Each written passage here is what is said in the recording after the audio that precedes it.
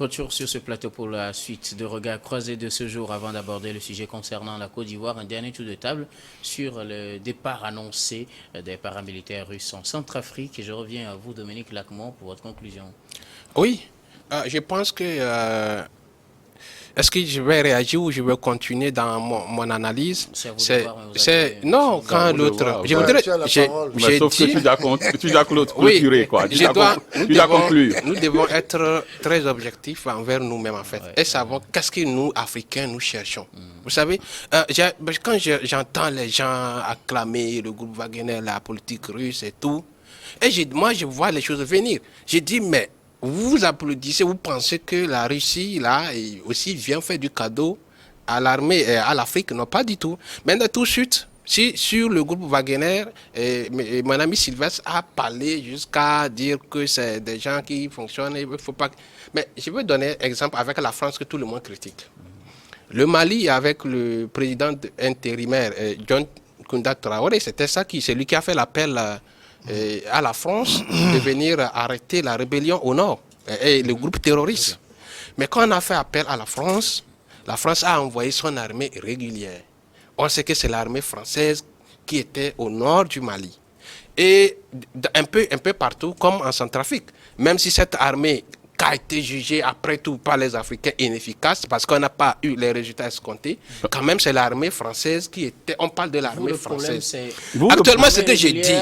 La Russie que les Africains sollicitent, pourquoi c'est l'armée et le groupe privé Wagner que la Russie met à la disposition? C'est pour dire votre problème. Oui, c'est pour dire quoi? C'est pour dire que quel que soit ce que cette armée, ce groupe va faire, quelles que soient les exploitations, comme ça c'est fait. C'est Prigojine, c'est quelqu'un qui cherche les moyens. Ce n'est pas du cadeau qu'il fait au Mali et à la Centrafrique. C'est quelqu'un qui, l'or centrafricain et Mali, tous les jours, c'est exploité par ce groupe-là. Mais les Africains ne le savent pas et on dit que le groupe Wagner donne des résultats. Est-ce que c'était la même chose avec la France? Ça, je ne vais pas juger. Mais j'ai dit que cette manière de mettre ce groupe privé à la demande de nos États, mais c'est une manque de considération que la Russie a en train de faire.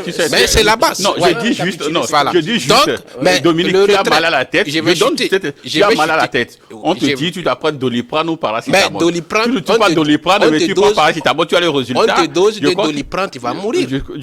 Non, tu dois prendre Doliprane. Et tu ne prends pas la dose. Tu n'as pas Doliprane, tu prends paracétamol, le résultat est hier. Si tu ne prends pas la dose régulière, tu n'as pas la dose régulière, tu risques de te suicider parce que on te dit d'aller prendre Doliprane 2 matins, 2 soirs. Toi, on te donne Doliprane 4 matins, 4 soirs. Mon ami Sylvain, ta tête va te suicider. Heureusement qu'on a pris des Doliprane à bonne dose et on a le résultat. Reconnaissons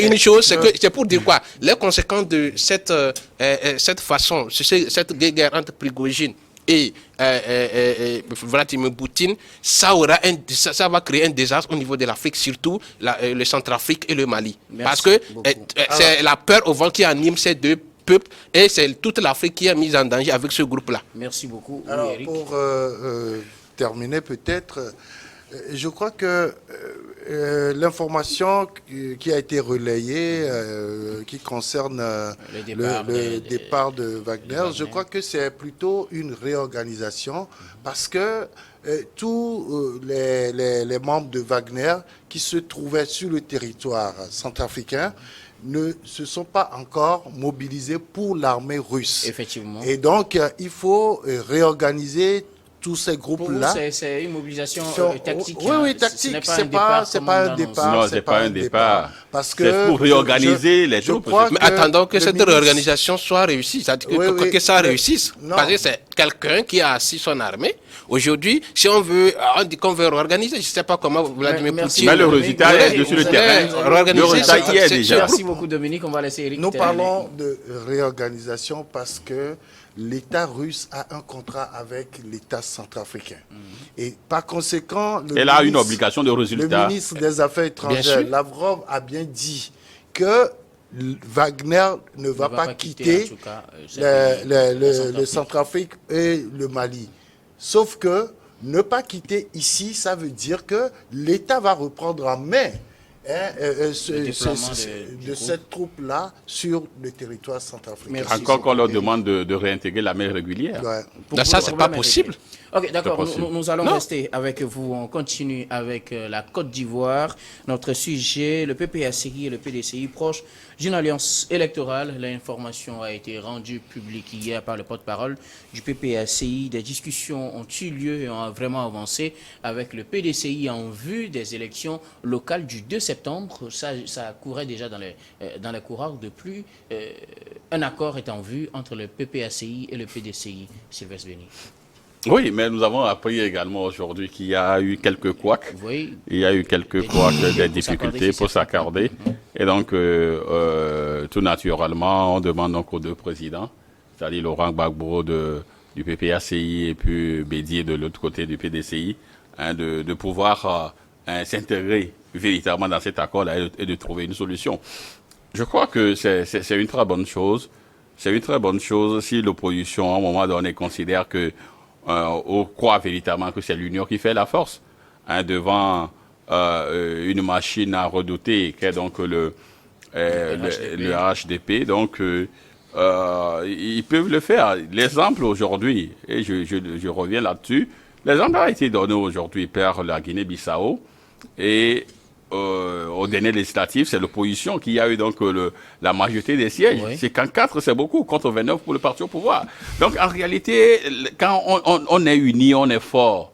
Je crois que c'est un parti politique ici au Togo qui disait cela. Lorsqu'on est unis, on est fort. Et là, je crois que c'est indiscutable, c'est la réalité des faits. Ça leur permet donc de faire un maillage du territoire et donc de se comprendre, de s'accorder sur le positionnement donc de leur pion sur le territoire. Et là, le jeu est fait. Donc, nous saluons véritablement cette idée-là. C'est vrai que, tel que je le disais, il y a encore quelques couacs, quelques mésententes, tout cela a débloqué sur les deux présidents. C'est-à-dire, Laurent Gbagbo et Bédié arrivent donc à le faire. Je crois que c'est tout béni. Encore que au niveau donc des têtes de pont, ils ne seront pas tout de suite dans l'arène et que c'est leurs pions qui vont donc mettre sur le terrain. J'ose croire qu'ils arriveront donc à trouver et cette force-là pour construire donc une alliance solide devant le HDP. Donc on a encore quelques jours devant nous, on observera tout ça là et on avisera.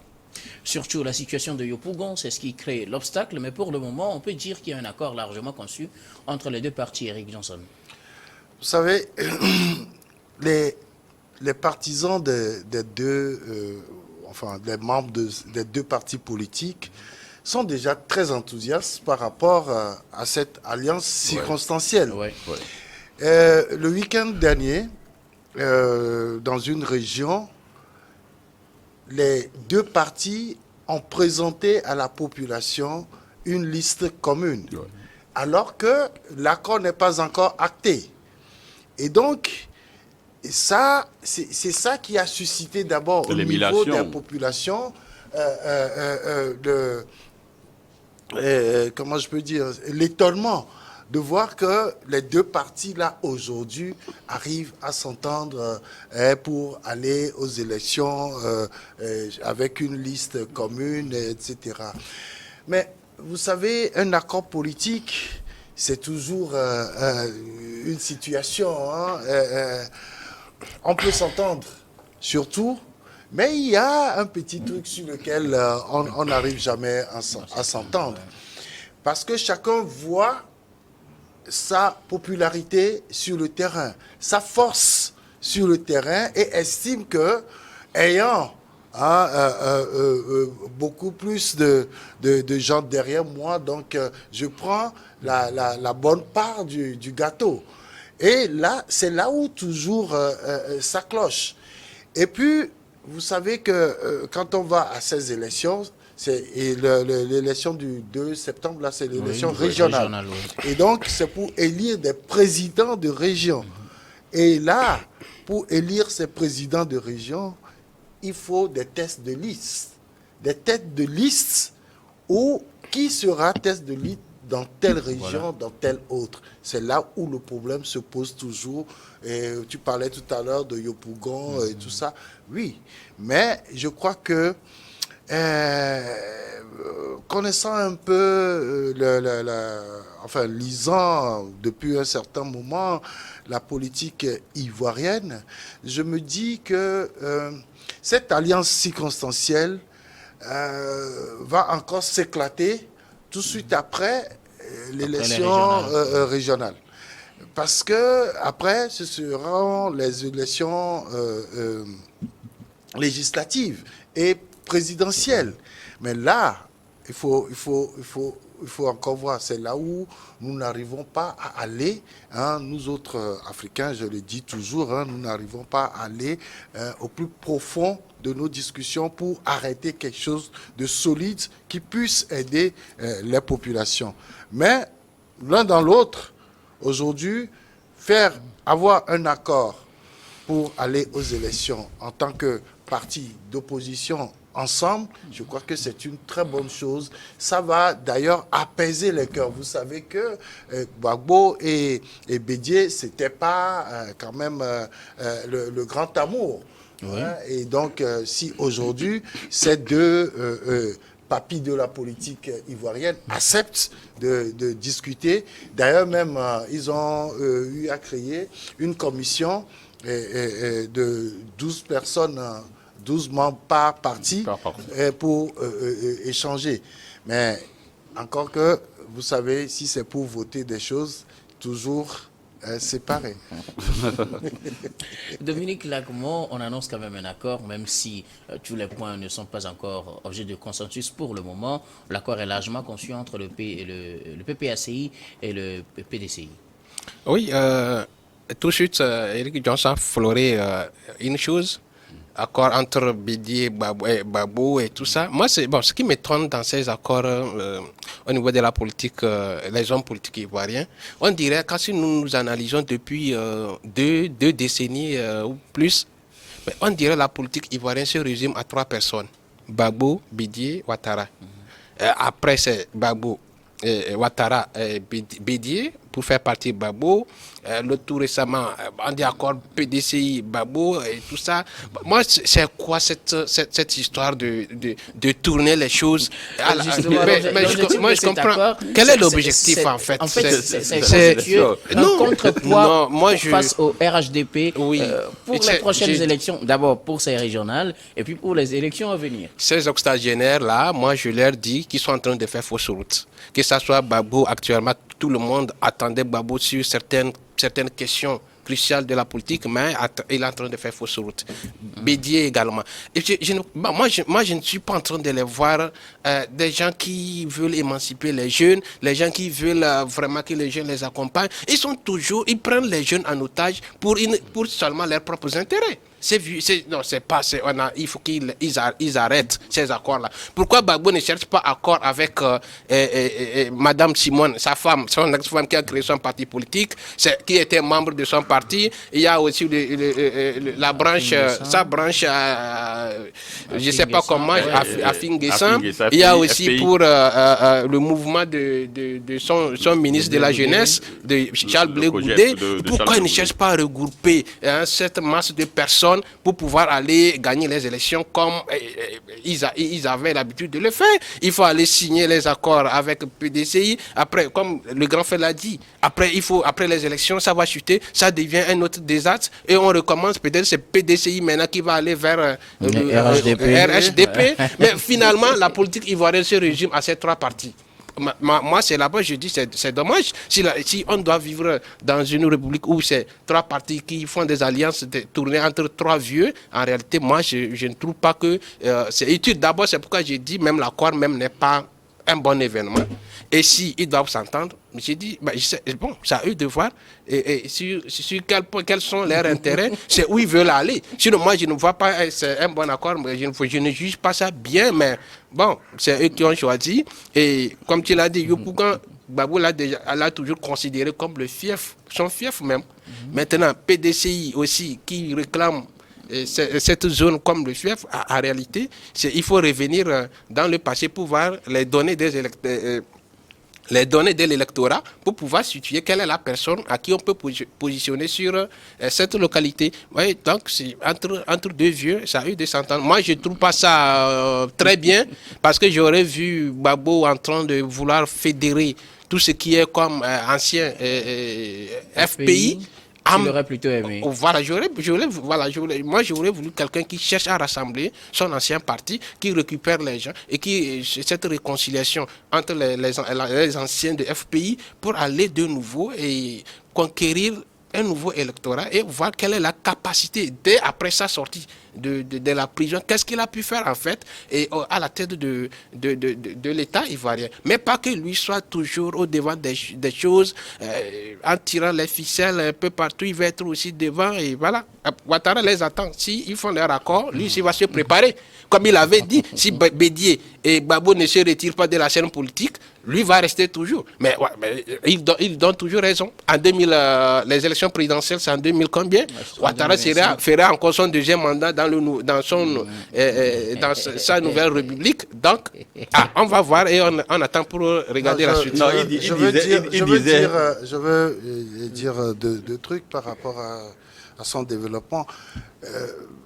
Je pense que aujourd'hui, quand vous regardez un peu le Ghana, vous avez l'impression que politiquement, tout va bien. Pourquoi? Parce que les Ghanéens ont réussi à mettre en place 2 grands partis politiques. Et quand on parle d'alternance, il y a eu alternance avec ces 2 partis politiques. NDC et NPP. Et donc, moi, je pense que ces genres d'alliances peuvent conduire à avoir un autre grand parti en face du RHDP. Qui est un grand parti qui aussi. Est un grand parti, puisque aujourd'hui... Un regroupement, en fait. Oui, c'est un regroupement de partis politiques. Je suis d'accord avec lui quand il dit que Gbagbo peut essayer de regrouper autour de son nouveau parti, PPRCI, les dissidents du FPI qu'il avait avant. Voilà. Mais ça deviendra une force politique très importante encore. Mais là, quand le parti se disloque de cette manière, les voix sont émiettées et on n'arrive pas à faire une bonne lecture ils sont socialistes, hein, du socialisme de Gbagbo.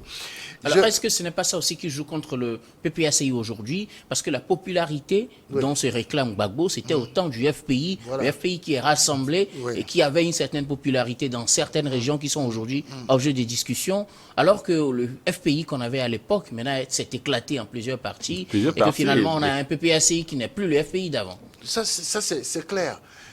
Gbagbo savait très bien que son nouveau parti ne peut pas avoir autant de popularité s'il ne s'entoure plus de ses anciens lieutenants.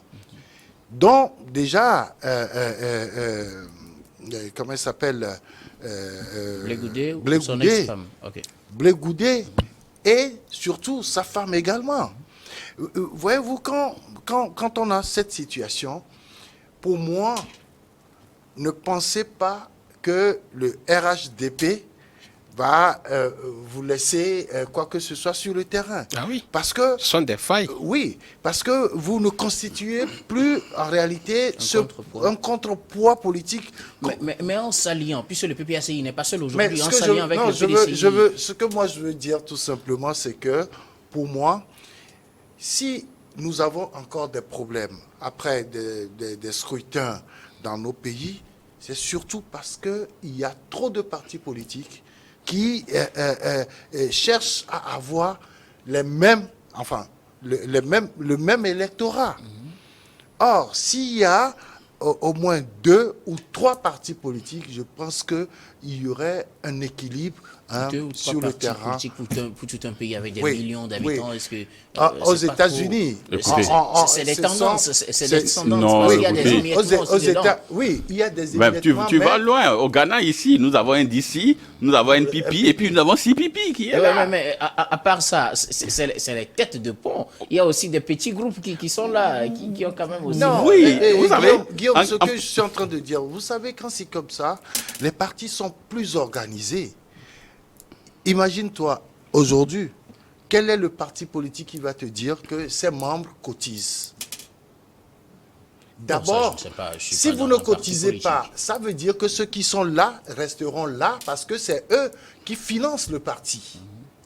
Et encore que vous, si pour émerger, c'est par, je ne sais pas, la force des choses. Parce que vous n'avez pas un cursus politique bien déterminé. Parce qu'il vous faudra commencer par la gestion des communes jusqu'à venir à un niveau avant de pouvoir émerger.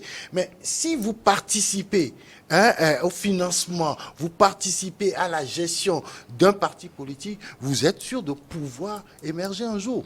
Parce que là, ce qui se passe dans nos partis politiques, c'est bien cela, ce problème récurrent. C'est dans presque tous les pays, parce qu'on a tellement de partis politiques, et n'importe qui se lève, il vient, il crée un parti politique, alors que celui-là, il n'a jamais géré ne serait-ce qu'un quartier.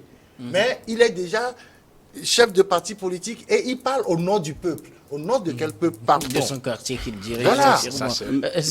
Voilà. Non, tout à l'heure, il y a Dominique qui voulait savoir entre deux vieux, qu'est-ce qu'on peut espérer.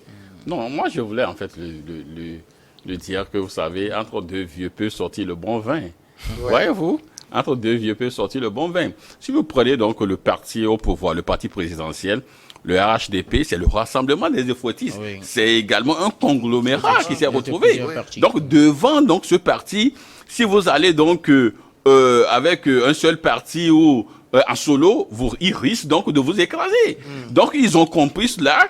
Et le PPACI donc de Gbagbo et le PDCI donc de Bédié ont compris cela. Ils veulent aujourd'hui faire fusion. Bon, faire fusion, non, des accords circonstanciels, ne serait-ce que pour aller à ces élections. Alors, ce que dit Dominique, en fait, c'est qu'il aurait préféré que Gbagbo fasse plutôt un accord avec ses anciens lieutenants. Non, écoutez, si vous prenez, si vous prenez, on ne fait pas aussi des accords parce qu'il faut faire des accords.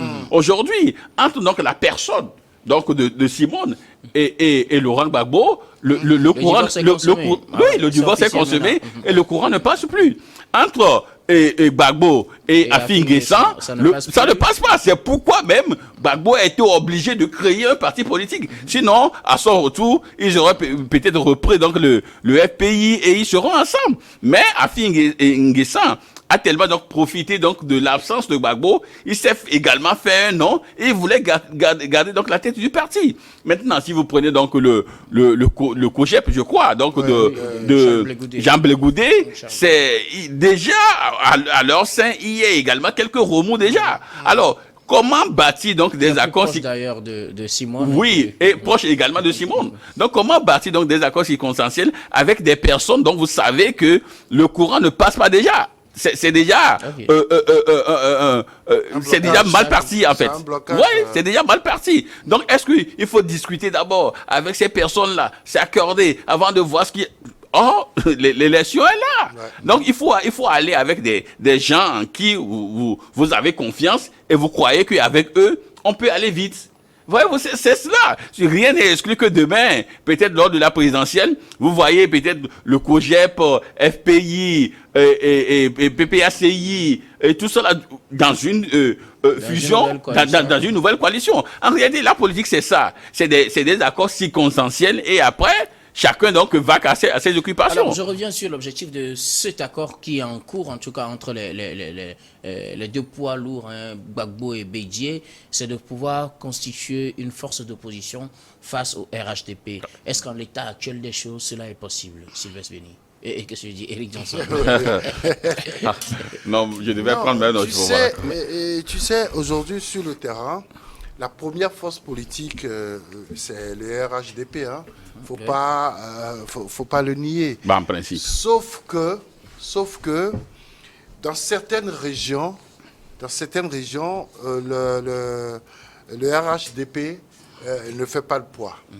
Maintenant, profitant des dissensions au sein de l'opposition, le RHDP arrive à infiltrer très rapidement ces régions qui ne lui sont pas du tout favorables.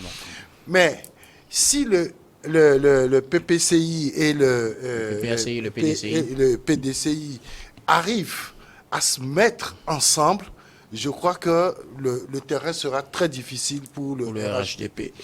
Encore qu'il faut chercher par moment le soutien de ces petits partis dont nous parlions tout à l'heure. Justement. Qui seront peut-être les faiseurs de roi dans c'est ça. C'est très important. Non, pour moi... Est-ce qu'ils font vraiment le quoi? Est-ce que ça peut leur permettre d'atteindre leur objectif? Non, pour moi, Gbagbo, en allant chercher Bédié, fait fausse route. Parce que il faut d'abord... Ça ne va pas marcher. Non, mais quand je dis fait fausse route, parce qu'il est en train de perdre un autre électorat pour aller chercher un autre. Alors qu'il suffisait, même ce que l'autre a dit, il ne me convainc pas du tout, pour dire qu'il y a la tension. La tension brûle, mais peut-être c'est sur des questions politiques. Et sur ces questions politiques, est-ce qu'on ne peut pas s'asseoir pour discuter? C'est pas mieux de discuter avec toi. Tu vois que toi, mais tu n'es pas sûr de ce que non. Est-ce qu'on ne peut pas? J'ai dit, c'est pas mieux de discuter. On ne peut pas déjà à ton niveau, donc ça veut dire qu'il y a problème. Ce n'est pas mieux de discuter avec un ancien lieutenant que d'aller chercher un autre adversaire avec qui il y avait eu des alliances qui t'ont fait partir encore. Mais Gbagbo, on se rappelle de la crise ivoirienne. Gbagbo ne peut pas dire aujourd'hui que c'est difficile d'aller discuter avec Afin Guessan que de discuter avec Bédié. Ou bien d'aller vers, d'appeler sa femme Simone. Bon, c'est vrai, on n'a plus rien à faire en matière conjugale, mais sur la scène politique, nous pouvons collaborer pour avancer. Dominique, attendez, il me coupe tu risques d'être déçu en politique. Non. Ou bien, ligne-là. je ne suis pas en train de faire un jeu comique ici, mais je dis des choses réelles. Non, moi je n'ai pas dit que tu fais un jeu comique. D'appeler son ancien lieutenant et Charles Blé Goudé à soit discuter, oui, sur des... Parce que quoi, Gbagbo à la sortie n'a pas voulu aussi laisser la main. C'est ça tout ça là qui a créé. C'est normal, hein, c'est un homme politique. Non, mais à un moment donné, il faut aussi former des gens. Il est un mentor, il doit former des gens. Nous avons connu ici au Togo les gens qui ont dirigé des partis à vie. Quand ils sont morts à chef de parti, les partis n'arrivent plus à relever jusqu'à aujourd'hui. Plusieurs congrès pour trouver un chef de parti, mais rien n'a donné. Mais il faut que Gbagbo aussi cherche à préparer des gens. Ces lieutenants-là qui doivent le remplacer. Quand il est arrivé, il y avait des lieutenants. Pourquoi s'il avait dit non, ok, je suis arrivé à Afin Guessan, oui, voilà ça, mais il faut toi et moi, Afin Guessan n'est pas un jeune. Préparons Charles Blé Goudé pour prendre à la tête de ce parti. Moi, je dis, il fait fausse route en allant chercher l'électorat avec PDCI au lieu de retourner vers ses anciens lieutenants. Qui le dit, quoi. Ah, oui. Bon, voilà, quoi. Oui, c'est lui. Sylvestre peut terminer. Ouais. Non, écoutez, moi, je pense que Dominique est en train donc de venir implémenter la morale en politique. Vous savez, en politique, il n'y a que des accords circonstanciels. On arrive ici, après, bon, chacun retrouve donc sa huit. Pour vous, cette alliance a toutes ses chances. Cette alliance a toutes ses chances. Merci. Mais si à la fin, on trouve que, bon, voilà, encore que ce ne sont pas les mêmes partis. Et vous pensez qu'en faisant alliance, en politique, des coalitions en faisant alliance avec le PDCI, et que Ouattara aussi rentre dans le jeu, comme l'a dit, en utilisant les autres fractions, comme le COGEP de Charles Blé Goudé, et puis avec FPI d'Afin Guessan et le parti de Mme Simone Gbagbo, mais PDCI et le parti de PPACI c'est ça le jeu politique. Ne feront absolument rien. Je suis en train de dire, il perd l'électorat sous ses pieds pour aller chercher un autre électorat très loin. Voilà ça. Nous avons marqué la pause pour le journal, puis on vous retrouve pour la suite des regards croisés de ce jour.